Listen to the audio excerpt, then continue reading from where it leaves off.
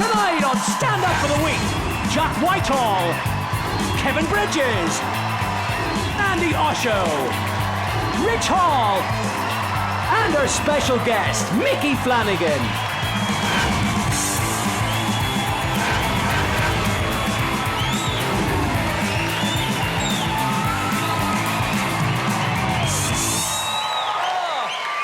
Thank you. Hello, good evening. I'm Patrick Kielty. This is Stand Up for the Week.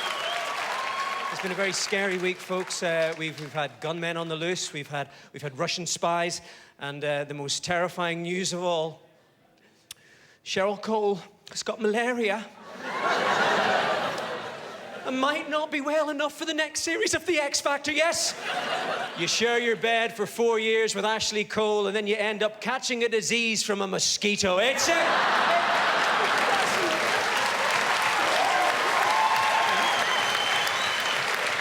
doesn't seem right, does it?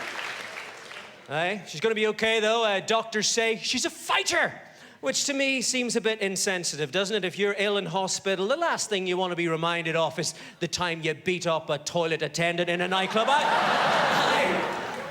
Hey, the really scary news this week is that Russian spies are among us. This is one of the spies that was actually trying to infiltrate us. Oh! Yeah, I'm scared stiff. Yes, indeed. Her real name is Anna Kachenko, and she wants to get her hands on our secrets. Hey, I'm not gonna lie, if she looks like that, unless her real name is Pete, she can have whatever she wants. Apparently, she operates by sending hidden messages back home on her Facebook photos. We've actually... That's true. Oh, I've got the plutonium. OMG. LOL. Smiley face. The Kremlin likes this. It doesn't work, does it? Right. Here's one of her pictures. There you go, yeah? Hey, you know, I'm no spying expert, but if you're happy to let someone take pictures of you with nipple clamps and an 8-inch black dildo, my guess is that you're not going to be someone who's going to be great at keeping a secret. I don't know. I haven't read many spy manuals, but I don't think this counts as blending in. So, what's the evidence that she's actually a spy? Well, the evidence is that she's Russian, she's hot, she hangs around in nightclubs, she spends time with rich businessmen, and she likes getting her tits out, yeah? Spying wasn't the first thought that I had either. If that's the description of a spy, I'm not gonna lie, I think I might have shagged a couple of spies myself over the years. Although, to be fair, that was in Amsterdam, where spying's legal.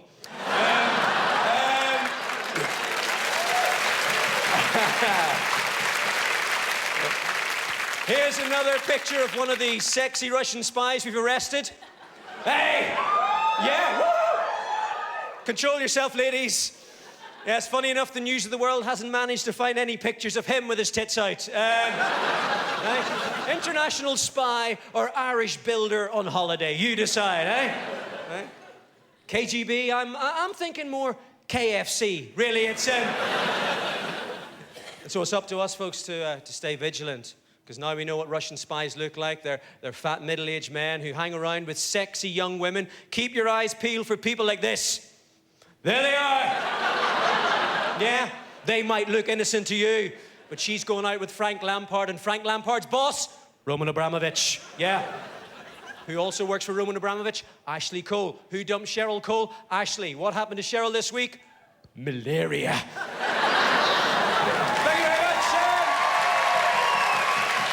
Okay, it's time for celebrity news, folks, from a man who's so deeply immersed in the world of celebrity, he's got the Prairie on speed dial. You're gonna love him. It's Mr. Jack Whitehall!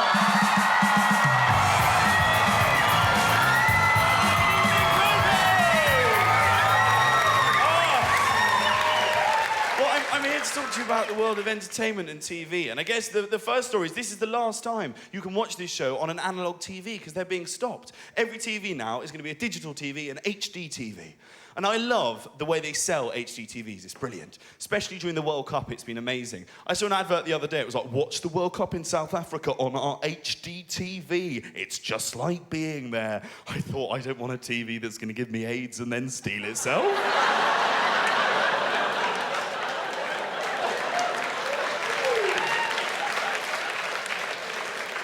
But I love watching the World Cup on digital TV. My favourite was the Holland game. I don't know when anyone saw it. And they noticed, because Leonardo DiCaprio was there. And at one point, the camera panned to Leonardo DiCaprio, and there from nowhere, the commentator just went, oh, either that's Matt Damon or Leonardo DiCaprio's put on weight. What? Later, the camera pans along to Charlize Theron, one of the most famous women on the planet, and he's like, oh, that's probably someone's wag. I don't know whose wag that is, but it's definitely someone's wag. No, it's not. It's Academy Award winner Charlize Theron. These just totally unnecessary insults to celebrities. I was just terrified the camera was going to cut to Nelson Mandela and he would have just gone, oh, Chris Akabusi looks like shit.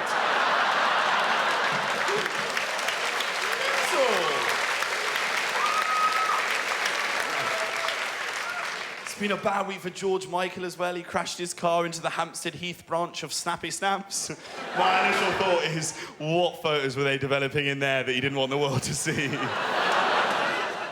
So it's meant to be the big George Michael resurgence of late, hasn't it? He had his X Factor appearance with Joe McElderry. I love that. It was great. They did their duet. And what I loved about it is Joe McElderry was dubbed the kind of young George Michael, and George Michael was seen as the kind of the father figure to Joe, who was the son. And then what did they come out and sing? Don't let the sun go down on me. Yeah. My thoughts exactly. In other news, my favourite story from this week, I think, is that it was revealed that the royal family cost us 62p per year per person. And most of the tabloids decided to report this by showing us what else 62p we could spend on. It was like, 62p instead of the royal family, that could get you a can of baked beans, super noodles, or a packet of Wotsits. Well, yeah, that couldn't replace the Queen. Instead of a packet of Wotsits opening some shitty hospital in Kent. No, Wotsits, super noodles, and beans isn't an adequate replacement for the monarchy. That's what Kerry Katona served as her main course when she was on Celebrity Come Dine with Me. But what I love, though, as well, is when they say how much the royal family costs, what they always do is they say, yeah, but we got to remember the royal family are a tourist attraction. They bring in loads of money as a tourist attraction. Yeah, a shit one. Like Chessington World of Adventures, that's a tourist attraction. And I reckon, in these tough economic times, the royal family have got to start thinking outside the box. I want to see Buckingham Palace of Adventures. I want that place to have rides. I want to see roller coasters. I want to see Diana Dodgems. I want to see...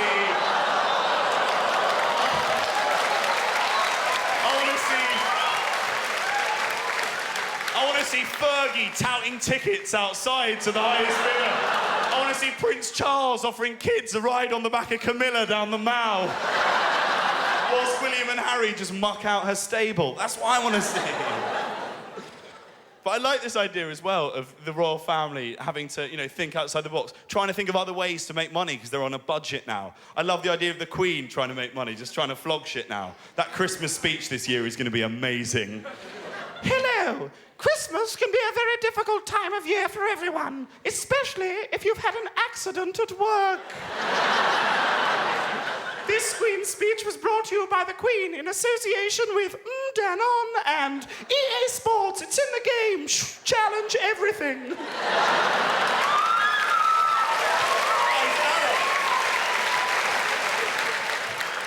Oh. And finally, in television news this week, all right, it's the start of the latest series of Britain's Next Top Model. Do anyone watch Britain's Next Top Model? Yeah, some fans. My favourite thing about Britain's Next Top Model is the fact that they've got Ella McPherson. So they're trying to copy the America's Next Top Model, where they got Tyra Banks, who is just amazing. Tyra Banks is one of my favourite people on TV because she is the most pretentious woman in the world.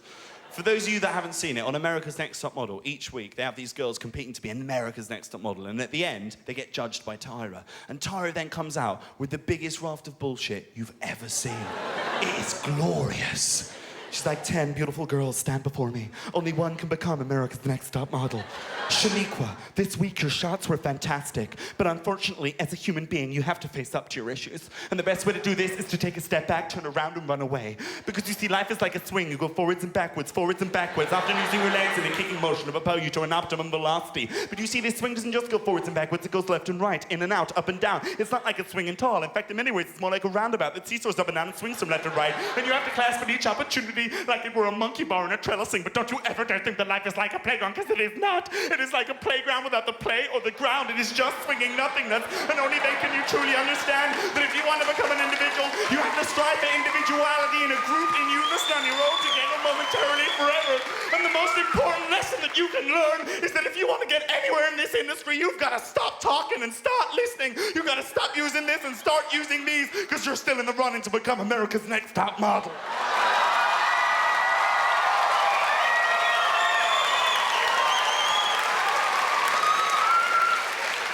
You guys have been absolutely wonderful. And I hope you have an amazing evening. So thanks very much. Good night.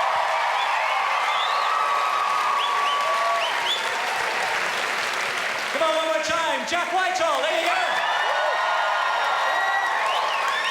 Time now for our World Cup update from a man who, who for the last 3 weeks has been looking forward to the World Cup final, even though his own country had no chance whatsoever of being in it.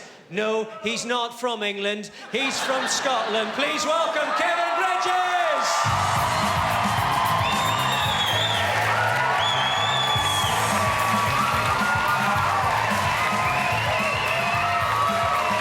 Hello. Good evening, everybody. How we doing? So it's good to be back. Week 3, the World Cup. The World Cup is still happening. I don't know if people know that down here. The World Cup is still on. What happened? Germany annihilated Argentina 4-0. And they only annihilated England 4-1, meaning that England are brilliant again. Well done. It was quite sad to see Argentina go. They brought a bit of entertainment to what people have been calling the dullest World Cup in years. I think it's been quite good.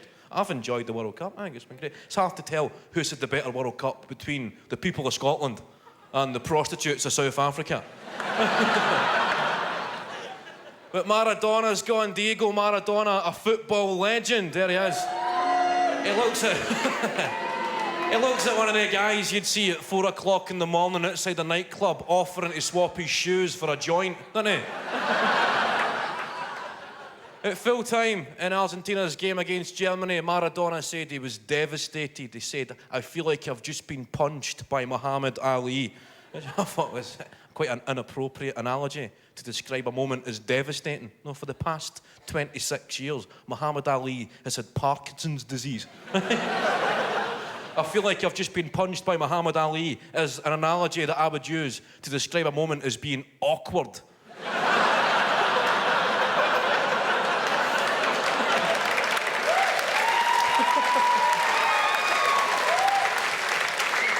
Because nobody wins when you fight a guy in a wheelchair. Nobody wins. It's a tough one to call when a guy in a wheelchair punches you. It's a tough one to call. You know, you don't want to fight back. You need to maybe just kind of restrain the guy. Maybe go into your pocket and get your keys and try and stab his tyres. Because he can always buy a puncture repair kit, but you fight that man, you can never buy back your dignity.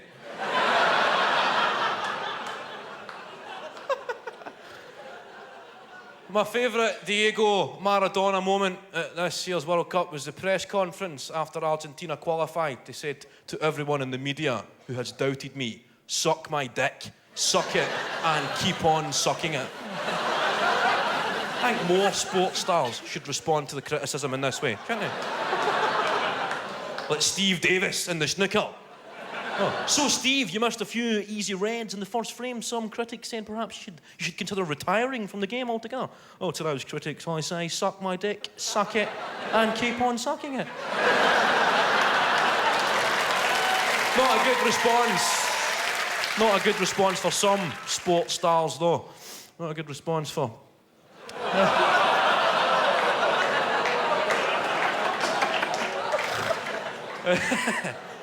For those of you who don't know, this is Caster Semenya. the South African athlete who was accused of being a guy after she won the women's 800 metres by about 850 metres. She this week underwent a gender test to prove she was in fact a woman. To all of you who thought I was a man, suck my dick, suck it.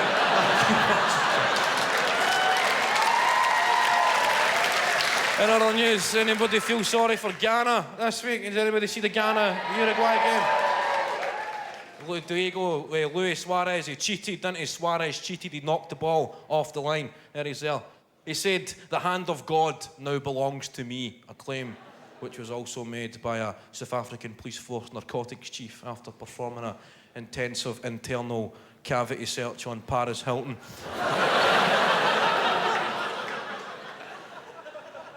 In other news, a record number of English people took time off work during this year's World Cup, most notably Wayne Rooney.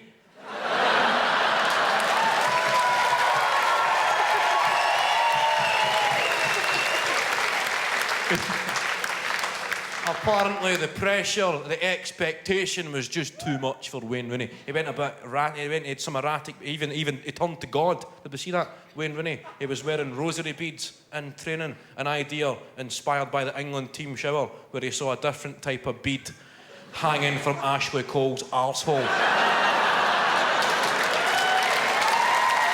That's the World Cup week. Enjoy the final. See you next week. Good night. Still to come, Rich Hall, Andi, Osho, and Micky Flanagan. Welcome back to Stand Up for the Week. Okay, and now with his international view on the world, it is a man from America. He's from Montana. If his daughter was called Hannah, she'd be called Hannah Hall, because that's how it works with names. Please welcome Rich Hall.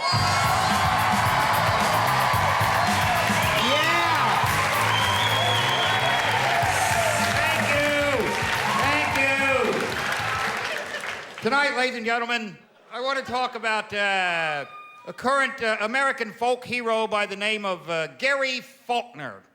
Perhaps you're familiar with Gary Faulkner. Gary Faulkner was a one-kidneyed construction worker from Colorado who traveled single-handedly to Pakistan and then attempted to cross the border into Afghanistan to kill Osama bin Laden, carrying a 4-foot-long sword and some night vision goggles. Real clash of technology there. 4-foot sword, night vision goggles, giving him an extremely clear view of the people who were about to shoot him when he came running at him with a fucking 4-foot sword. Fortunately, he was caught because it's pretty hard to get a dialysis machine down the fucking mountains in Pakistan. How fucking desperate do you have to be to get a kidney in America when in order to raise awareness you have to fucking travel to Pakistan to show the world that you're missing a fucking kidney? Obama passed a health care law in America, and no one's paying any attention to it because Americans actually don't want health care. Americans like, I've earned my diabetes, you bastard. I'll pay for it myself, fuckface. Don't tell me if I can be fat or not, you fat fucking fat fuck. I'm fat. I want a kidney. Well, you're not getting one. Give me a kidney. No, you can't have one. Well, fuck. 98% of Americans will not sign an organ donor card because they don't want to give up their body parts, because their version of heaven is so literal that they don't want to spend half the afterlife running around trying to fucking reassemble themselves like some Mr. Potato Head, right? They're not giving anything up.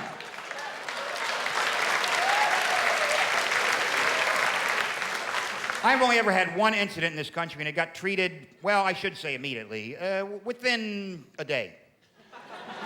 I got bit in the ass by a kid. Because that's the kind of shit you don't see coming in London, isn't it?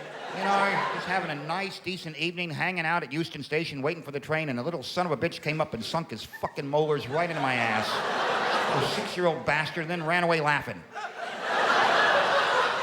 What the fuck is wrong with you? You get bit in the ass by a kid. And his mom is standing right there. And I go, lady, what the... And she says, kids, what are you going to do? I'll tell you what I'm going to do. I'm going to shove him in front of a fucking train if he bites me in the ass again, lady. This is a fucking Dickens novel. Tell your fucking kid to stop biting me in the ass. I wanted to forget about it, but then 3 well-meaning Londoners come over and say, you should get a tetanus shot. Oh, thanks. So now, instead of missing my train and my ass is on fire, now I'm worried about lockjaw. Now I'm gonna have to switch careers and become a ventriloquist. So I went to A&E, right? A&E in London on a Friday night. 6 hours of the most amazing entertainment you could possibly ever experience. 6 fucking hours of me sitting there. After about 3 hours, it became obvious that no one was gonna look at me. Because, you know, I checked myself in. What happened to you? I got bit in the ass by a kid? Really? Why don't you go over there and sit down until we all stop laughing? Meanwhile, people are coming in with fucking, you know, stab wounds. They're continuing the fight as they come into A&E. Started in the pub. Oh, you're taking the stab wound to A&E? Take this with you. Bap, bap, bap, bap, bap. And I'm not going to get looked at. Somebody comes out and puts up a cardboard sign that says, for extreme emergencies. For extreme. The normal sign, for emergencies, that way. For extreme emergencies. You're already at A&E. It's a fucking emergency. Now you have to distinguish. If you're standing there with an axe in your head, you'd have no idea which way to go. Oh, holy fuck, do I have an axe in my head?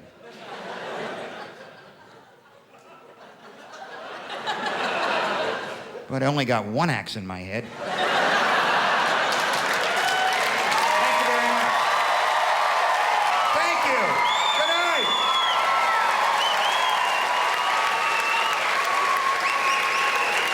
One more time, Rich Hall, yeah?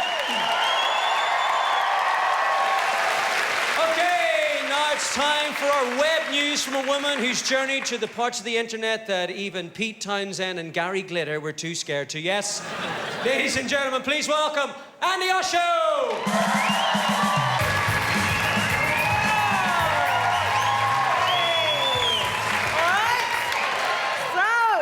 To you about all those weird stories that are on the internet, okay? Now, a Swiss toy fair has caused a little bit of upset with their inflatable slide, which is in the shape of the Titanic.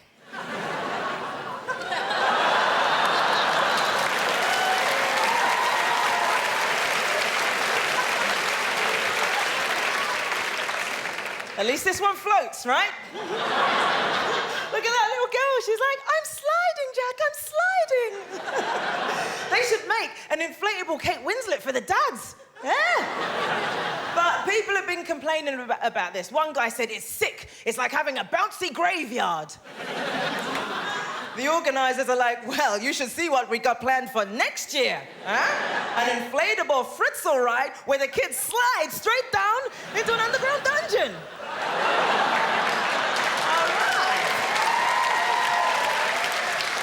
Well, Ryanair have been in the news again, this time because they want to introduce standing seats so they can cram more passengers onto the plane. This is what they're going to look like. It looks like Nemesis at Alton Towers. Yeah, they should go the whole hog, do you know what I mean? And just have the pilot go, scream if you want to go faster! I mean, what's the brace position going to be like on this thing? Do you know what I mean? When you get off, are you going to get your luggage or a picture of you and your mates? I survived Ryanair. You know, they're already charging for using the toilets. What are they going to charge for next? You know, in the event of a sudden loss of oxygen, cash machines are located here, here, and here.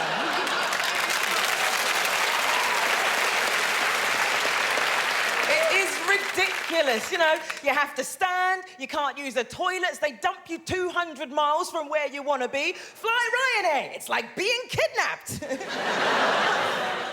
All right, so I got sent this week. A man claims he was raped by a whale. Happy now, Greenpeace. Didn't see that on the blue planet, eh? And here, in the bluey depths, the lone snorkeler is oblivious to the approaching 10-foot cock. Oh, that's gotta hurt.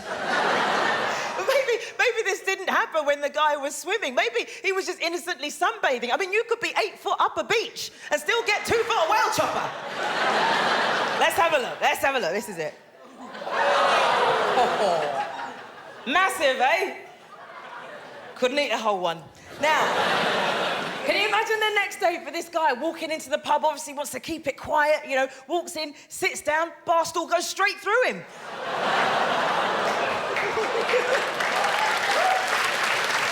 Thank you.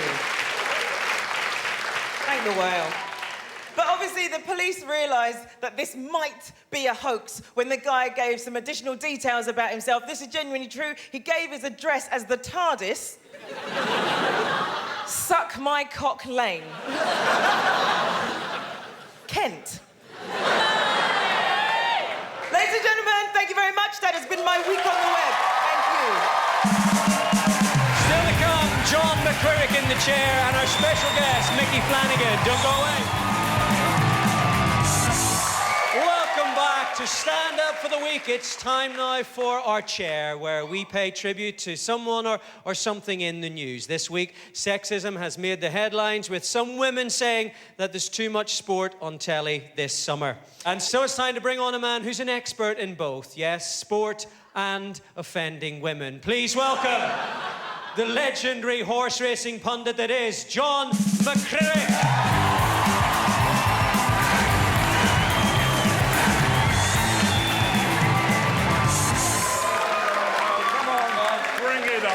It's fine. So you know how this works, John. We pay tribute to you for 2 minutes. If you can manage to enjoy that tribute, then we'll give you 30 seconds to defend yourself. Okay. John McCririck, your time starts now. John McCririck, you're a sexist and you're proud of it. John once said that women should know their place, and I'm sure that most women in here would agree. As long as their place was as far away from John as humanly possible. John had also claimed that women aren't equal to men. Of course, he's right. When did you last see a woman as ugly as John or with a bigger pair of tits? And of course, who can forget his shocking appearance on Wife Swap? The biggest shock, of course, being that some poor woman actually married this. John also came 9th in Celebrity Big Brother. Well done, yeah? Just to put that in context, Michael Barrymore, a man who once had a dead person floating in his swimming pool, came 2nd. Though, to be fair, if I had a choice between finding a body in my swimming pool or this wandering around my bedroom in his wife fronts, I'd take my chances with the police. But John, it's not just your personality that's offensive. No, there's also his taste in clothes, yes. Some people say he looks like a professor on a grouse shoot. I'm thinking more paedophile at a jumble sale. John thinks he looks like an eccentric country gent, although most people think that the first syllable of country would be a more accurate description. Even now, when he goes racing in Dubai, he's the only man who's forced to wear a burqa to avoid offending the locals.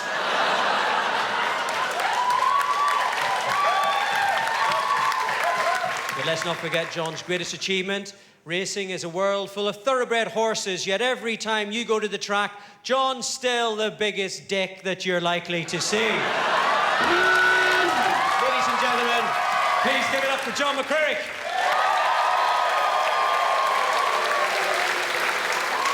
Well done, John. Congratulate you. You now have 30 seconds to respond. Like every bully, Patrick, you demand it all your own way. 2 minutes of your abuse, only allowed 30 seconds to reply. Let's see how you like it stuck up yours. In January on the One Show, you blurted out Christine Bleakley's mobile number. I've got your mobile number. So, 07, get it down. 07. Are we being fair to him? Are we being right? What he did to Christine? So remember that. That's you. Up yours. Ladies and gentlemen, give it up for John McCririck. No, go away. Go away. Go away. Very good sport, sir. Alrighty, folks, it's time now for this week's special guest, a man who won't be making any jokes about the news, just things that make him laugh. He's one of the best comedians in the country today. You're gonna love him. Please show your appreciation for the fantastic Micky Flanagan. Come on!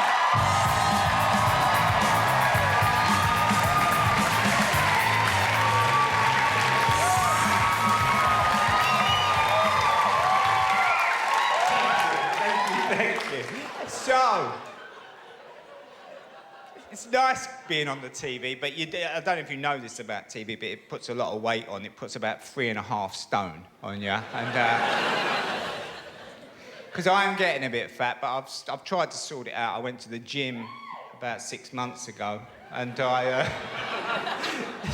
all it takes to get cheering. Oh, fucking. And I laid down on the mat to do some sit-ups, and I woke up 2 hours later.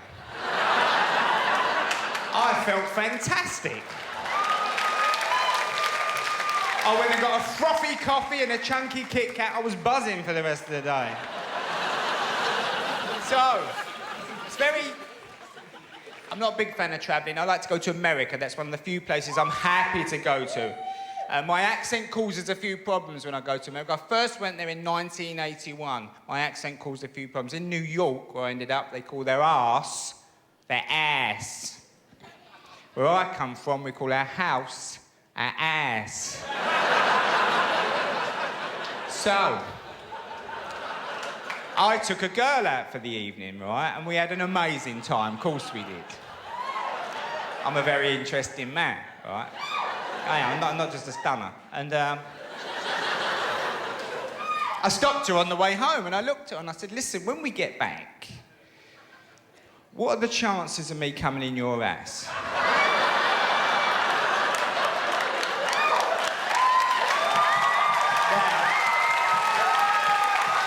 Now, this was 1981. It wasn't as popular back then. I know you kids are pushing on with the anal now. Very taboo in the 80s, very taboo. She said, oh my God, you want to come in my ass? I said, look, don't worry, I won't try and kiss you. Just want to come in your ass. Won't make a mess. Be into that before you know it. So much has changed in the area of sexuality and sex. Everything has changed. I mean, the vagina has changed. It was a big hairy beast in the 80s. Big hairy, militant, Marxist, feminist vagina. It was angry. Oh, it was angry, the vagina in the 80s. Had a terrible attitude. I mean, the knickers weren't small and it was still busting out the side. Big angry vagina. You used to just roll the knickers down and it would come out at you. You fucking looking at, eh? Stare at me, I'm a vagina. A bit of respect here. The teenagers don't understand what's happening. They've lost the plot. Teenage pregnancies are through the roof. Through the roof in the UK. I was at a dinner party the other night. I said to these very nice people, I said, listen, the reason teenage pregnancies are through the roof in the UK, during the last 20 years or so, fingering has disappeared.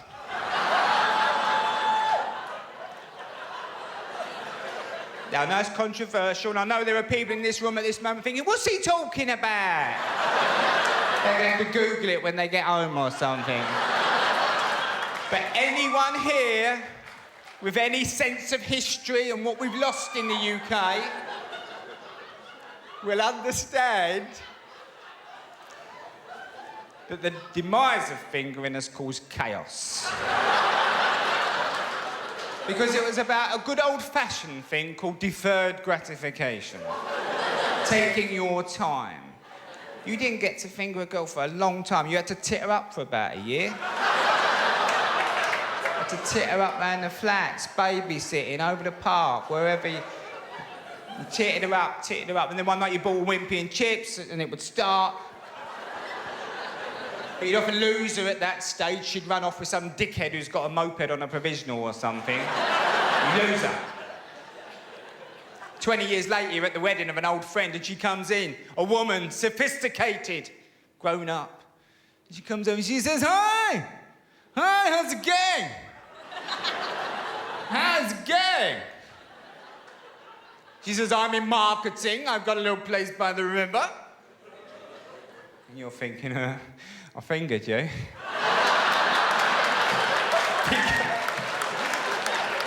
Because you've grown up as well. Listen, ladies and gentlemen, you've been absolutely lovely. Thank you very much. Thank you. Thank you very much.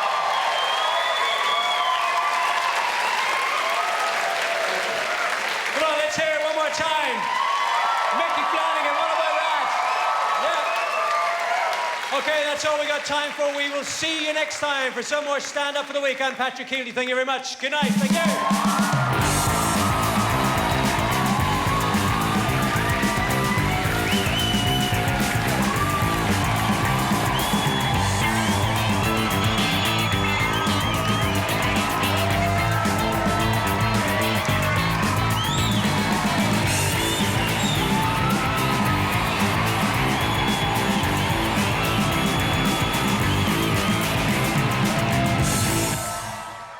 We've all done that thing, you know, with the superpowers. We're like, oh, what superpower would you most like to have? I did it with my mates down the pub recently. Most of them were like, yeah, power to fly, or like X-ray vision so I can look at tits. Everyone except my mate Josh, who when asked what superpower he would have, straight away said laser eyes. I was like, oh, what? Like Cyclops and X-Men? Nah, laser eye surgery, because, you know, my vision's shit.